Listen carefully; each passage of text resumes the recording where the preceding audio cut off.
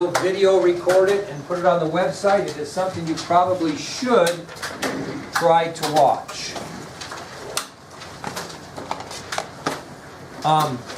Eliana, my dear, if you could get the lights, I would appreciate it. We'll start watching. Follow along in your notes to see if I know what I'm talking about.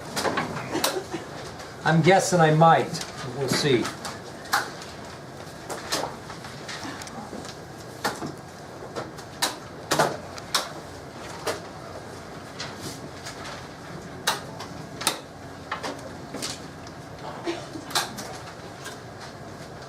Okay, here we go.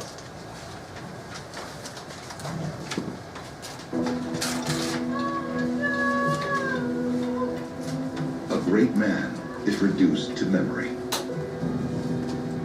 Objects that were kept warm in his pockets just hours before are ownerless. In the day that led to his last moments, Abraham Lincoln suspected nothing. The Civil War was ending. Robert E. Lee had surrendered, and Lincoln was looking forward to the rest of his life. They started planning the future. They were happy. But a band of Confederate sympathizers spent those same hours activating a deadly plot. Then fate steps in and takes it all from them. History was changed in an instant. They arrived right to the theater, and play begins, and then it was the story that everybody knows. But this story goes inside the tragedy. As the clock ticks down the last 24 hours of Lincoln's life. What happened on that fateful day? And what can we learn from the objects that survive? Some of these things you'll see when we're in D.C. next year.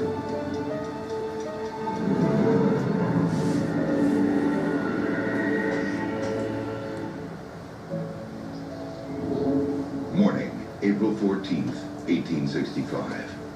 In just 24 hours, the country will be plunged into unimaginable grief. But the day dawned bright and sunny. The nation was emerging from the bloody sacrifice of civil war. The war hung over Abraham Lincoln's presidency like a cloud. The problem of slavery was threatening to tear the country apart before the ink was even dry on the Constitution. On Lincoln's watch, it happened. If he succeeded in soldering the Union back, then he would obviously be considered as among the greatest of American presidents.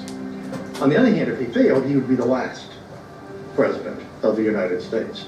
And there was really nothing in between. It had been just 5 days before April 14th that the Southern surrender at Appomattox marked the beginning of the end of the war. There's just this sense of this relief after 4 years of this incredible war. It's like the clouds are breaking, the sun is coming out. Tell Cornelia everything was excellent. Perfect. Has breakfast with his family, including his son Robert, who's home from the war. Tell us about your adventure with General Grant. As an aide to General Ulysses S. Grant, Robert Todd Lincoln was witness to the surrender. Ordinary transaction. We should go for a drive this afternoon. Mary Lincoln talks about their plans to attend the theater that evening. All the Lincolns had to do was express an interest in coming, and believe me, the theater people knocked themselves silly getting the tickets to the White House. Because if the president is coming, you wanted to see the president, even if you didn't want to see the play. When I was a boy, my mother would make calls. For a modern president, going to the theater constitutes a security nightmare. But Lincoln lived in a different world. He has this great thirst for human contact and relationships. And so he works hard at not isolating himself within the world of the White House. Lincoln was seemingly determined not to live in the bubble. Because even in the 19th century, there was a bubble. The evening's performance stars the British actress and director Laura Keane. Known for her beautiful dancing girls, reviewers warned polite audiences of the hidden mysteries of alabaster bosoms and the finely shaped legs parading Ms. Keane's stage. Keane's comedy, Our American Cousin, was her signature production. But history will remember it for one tragic event.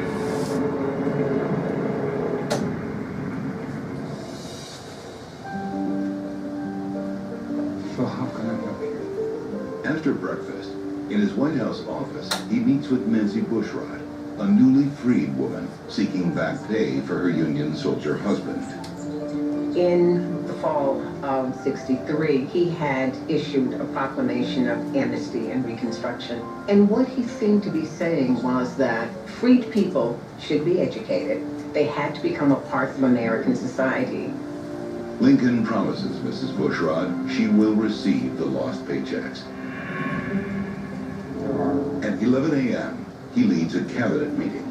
Everyone said Lincoln seemed lighthearted, that like a burden had been lifted off him by the surrender of the main Confederate Army. Secretary of War Edwin Stanton has a seat at the cabinet table. Just days before, Lincoln refused to let him resign, pleading he needed Stanton's help through the war's final act. Assistant Secretary of State Frederick Seward is filling in for his injured father. William Seward is bedridden after a carriage accident. Seward's really Lincoln's closest confidant and advisor. So, in some sense, he's deputy president. Fresh from the surrender, General Grant is the celebrity in the room. Lincoln invites him to the theater, but Grant and his wife are leaving town to visit their children. Very important. At 3 p.m., Lincoln meets with his vice president, Andrew Johnson. There probably couldn't be two people more opposite than Andrew Johnson and Abraham Lincoln. Johnson hated black people in general. He did not believe that black people had any rights that he had to recognize. Almost all you need to know about Andrew Johnson is that he didn't call it Reconstruction. He called it restoration. Well, words matter.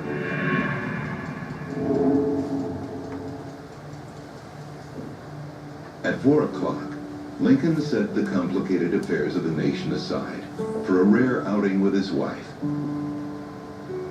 It was unusual, maybe exceptional, that Lincoln would have asked to join his wife on her carriage ride around the city.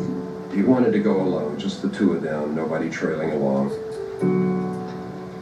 It was a very sort of intimate moment for them. And it comes out of this buoyancy of, the war is over. We finally can look to our future. All of the self-doubt, somehow is relieved. A lovely day. Oh, yes. This is going to be nice.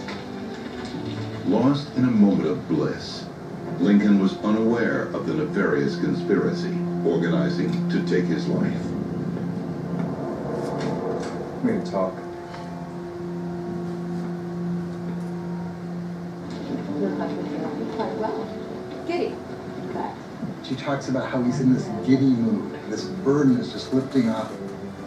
Lincoln had a very hard time during the war. Not only the responsibilities, the decisions that led to the deaths of thousands of people, but he also lost his son Willie in 1862. That sent Mrs. Lincoln into a spiraling depression. Willie was just 11 years old when he died. From what we hear, he was the one that was most like Lincoln. A Smithsonian treasure reveals a physical reminder of the tragedy. This is Abraham Lincoln's silk top hat. It has this wide band around it. And this is a mourning band that he added to it for his son who died of typhoid fever in the White House. And he keeps this mourning band on the hat throughout much of the rest of his presidency, that he's tying his mourning with the loss of so many others during the Civil War. But on this day, they are putting it all behind them. I consider this day to be truly the end of this war. She says she wants to go to the capitals of Europe, and he wants to go see the gold mines in California and visit the Holy Land. And he says, you know, this is the beginning of a new life for us. And then fate steps in and takes it all from them. Brought to you.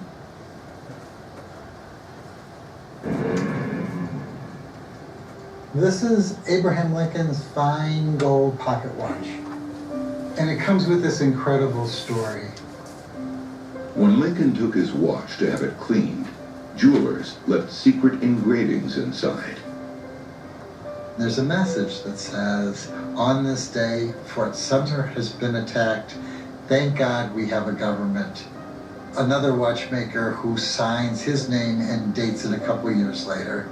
And then the third individual scratches in the name Jeff Davis. The Jefferson Smithsonian Davis. only discovered the messages in 2009. A little frozen moment in time, waiting, you know, almost 150 years until it was revealed. On April 14, 1865, the watch was counting down the minutes of Lincoln's last day. They planned for the future on an idyllic private carriage ride. And then they come back and they get ready to go to Ford's Theater. They try to bring a number of people to come with. Most people say no. It's surprising to hear that, because today a presidential invite would almost be a requirement, but apparently not in 1865. In the end, the Lincolns are accompanied by a young couple, Major Henry Rathbone, the survivor of the Battle of Antietam, and his fiancée, Clara Harris. They arrive late to the theater. The play was stopped. They were cheering for him. The Lincolns sit close together, her hand on his arm. On stage, an uncultured American romances an aristocratic Englishwoman. For the Lincolns, it's a private joke, bringing to mind a certain lawyer born in a log cabin who courted the daughter of a wealthy Kentucky businessman. You are not used to the manners of a good society. The moment where the play is full of laughter and the big punchline is coming up, and right as the whole theater bursts into laughter. And you inside-out old gal. Dollar-dime old man.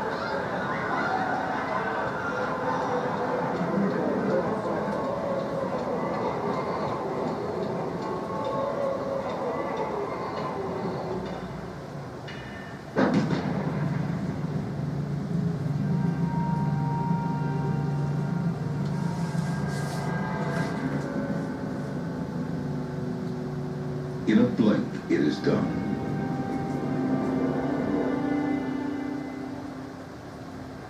Levity melts into horror. Lincoln's future runs out onto the floor with the blood from his wound.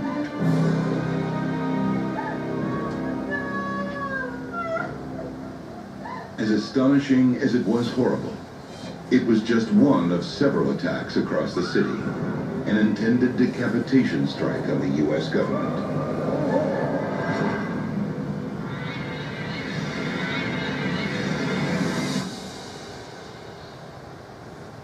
Almost exactly 12 hours before, one fateful moment set it into motion. At 11 o'clock in the morning, the killer arrived at the scene of the crime. The president's murderer wasn't a sniper, soldier, or professional assassin. He was an actor. John Wilkes Booth was 26 years old when he shot Abraham Lincoln. Booth was a well-known figure on the American stage, renowned as much for his stage fighting as his handsome face. His father and brother were the most famous actors in America. The Booth family was theater royalty.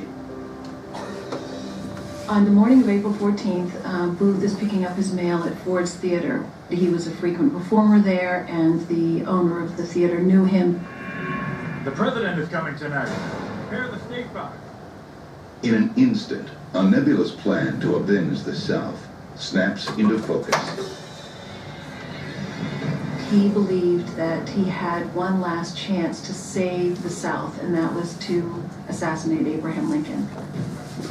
While Lincoln met with his cabinet, John Wilkes Booth cased the presidential box at Ford's Theater.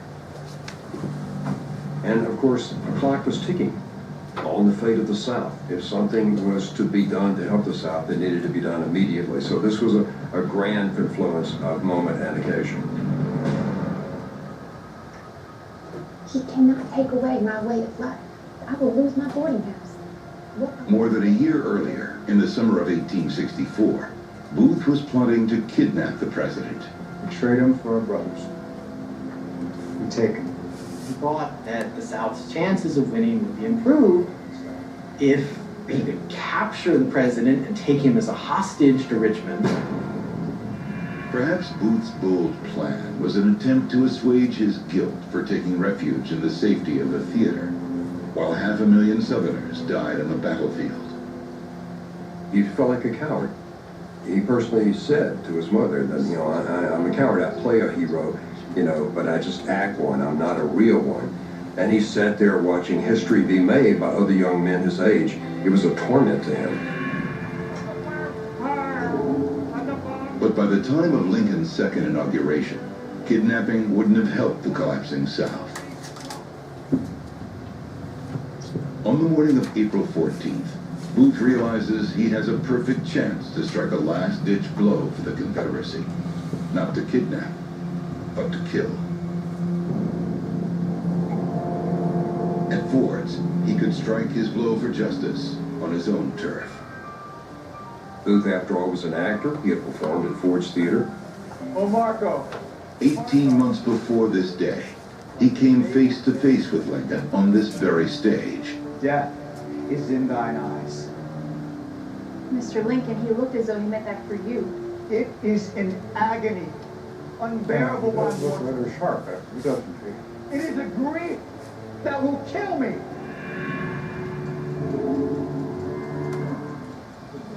Booth has no intention of sacrificing himself for the president. He secures the rental of a fast horse for the evening. But Booth is directing a tragedy with more than one antagonist. We need to talk. And more than one victim. Okay, we'll stop there. Hit the lights, please.